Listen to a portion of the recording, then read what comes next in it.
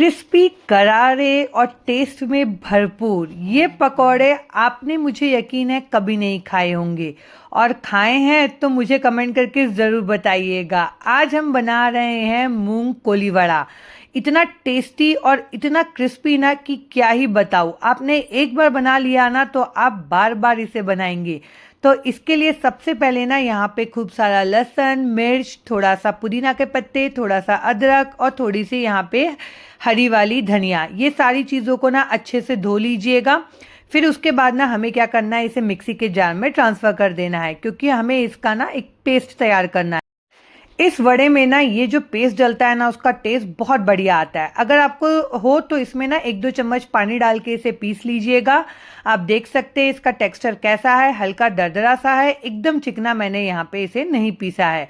उसके बाद ना एक बड़े से पतीले में मैं ले रही हूँ 2 टेबलस्पून सरसों का तेल। उसमें डालेंगे 1.5 चम्मच के करीब कश्मीरी मिर्च, आधा चम्मच हल्दी पाउडर और 2 चम्मच भर के डालेंगे इसमें धनिया का पाउडर।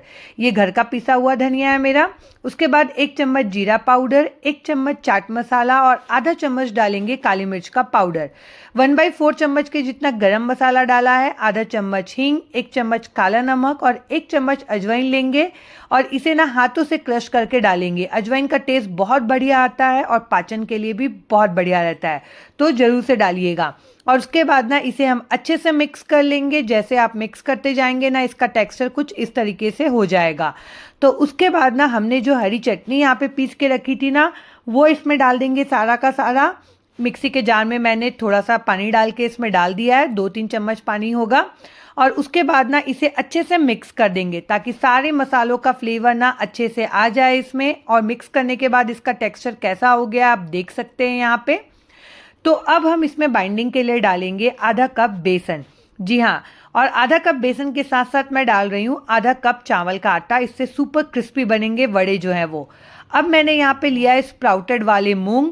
स्प्राउटेड वाले मूंग ही डालिएगा, इससे ना बाइंडिंग बहुत बढ़िया आती है और टेस्ट भी ना बहुत बढ़िया आता है। तो उसके बाद मैंने इसमें डाला है आधा चम्मच नमक और इसे अच्छे से मिक्स कर लेंगे। जो खड़े मूंग होते हैं ना, उसे ही भिंगा के मैंने स्प्राउट कर लिया था, वही मूंग है ये हरे वाले। और इसे ना अच्छे से हाथों से मसलते हुए मिक्स करेंगे। उसके बाद ना थोड़ा थोड़ा करके पानी डालते जाएंगे। पानी की क्वांटिटी यहाँ पे एक साथ नहीं डालनी है और बहुत ज़्यादा भी नहीं डालनी है, क्योंकि ये जो इसका जो बैटर रहेगा ना, वो नॉर्मल पकौड़ों की तरह नहीं होगा। थोड़ा सा हमें गाढ़ा बैटर चाहिए इसके लिए। तो इसीलिए 1-1, 2-2 चम्मच जितना पानी डालते जाइएगा और मिक्स करते जाइएगा। और जैसे ही आप इसे मिक्स करते जाएंगे ना, देखेंगे आप इसका टेक्सचर कैसा होता जाएगा। बिल्कुल इतनापन ही इसका टेक्सचर चाहिए हमें। आप देख सकते हैं यहाँ पे एकदम गाढ़ा है, बहुत ज़्यादा फ्लोई सा नहीं है कि आप हाथों पे लेंगे ना तो इस तरीके से बाइंडिंग आए। बिल्कुल ऐसा ही चाहिए। अब इसे ना फ्राई करने के लिए ना तेल को पहले अच्छे से गर्म कर लेना है, फिर फ्लेम को लो टू मीडियम रखना है और इसे ना छोटे छोटे वड़ा डालते जाना है। आपको छोटे बड़े जिस भी साइज़ में बनाने हो आप बना सकते हैं। छोटे छोटे बनाइएगा तो खाने में भी अच्छे लगते हैं और दिखने में भी। और इसे ना अलटते पलटते अच्छे से क्रिस्प होते तक के सेकिएगा, लो टू मीडियम फ्लेम पे। फ्लेम को एकदम लो मत रखिएगा, ठंडे तेल में मत डालिएगा, वरना जो वड़े हैं ना वो फैल जाएंगे। तेल एक बार जब गर्म हो जाएगा तो मीडियम करके फिर इसका सारी चीज़ें तलने का काम करिएगा। आप देख सकते हैं कितना बढ़िया कलर आया है। इसी तरीके से मैंने सेम टू सेम दूसरा बैच भी यहाँ पे डाल दिया है। आप देख सकते हैं यहाँ पे तेल अगर ज़्यादा गर्म हो जाए तो थोड़ा ठंडा कर लीजिएगा। थोड़ा सा हरी मिर्च और थोड़ा सा लहसुन डाला है मैंने। लहसुन को छिलके के साथ ना मैंने हल्का सा कूट लिया था, फिर डाला है। और मिर्च को ना हल्का सा सेकने के बाद तुरंत निकाल लीजिएगा, वरना मिर्च जल्दी से जल जाता है। और लहसुन को ना अच्छे से सेकिएगा। लहसुन को ध्यान रखिएगा, कूट के डालिएगा। अगर बिना कूटे डालेंगे ना तो लहसुन तेल में ना फट जाते हैं और तेल छिटकने का डर रहता है। और इसे बिना अच्छे से अलटते पलटते क्रिस्प होते तक के यहाँ पे सेक लेना है। लहसुन के साथ ये जो बड़े का टेस्ट आता है ना, बहुत ही बढ़िया आता है। तो एक बार ना ज़रूर इस तरीके से आप ट्राई करिएगा। और देख सकते हैं कितना सुपर क्रिस्पी है, आवाज़ से ही आपको समझ में आ रहा होगा यहाँ पे।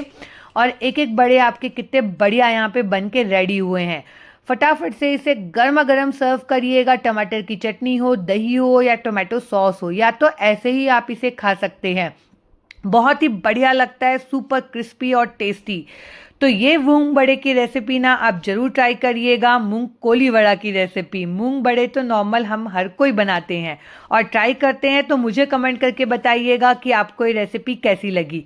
आपको मेरी रेसिपीज़ अच्छी लगती है तो प्लीज़ मेरे चैनल को लाइक करिए, सब्सक्राइब करिए। Bye bye.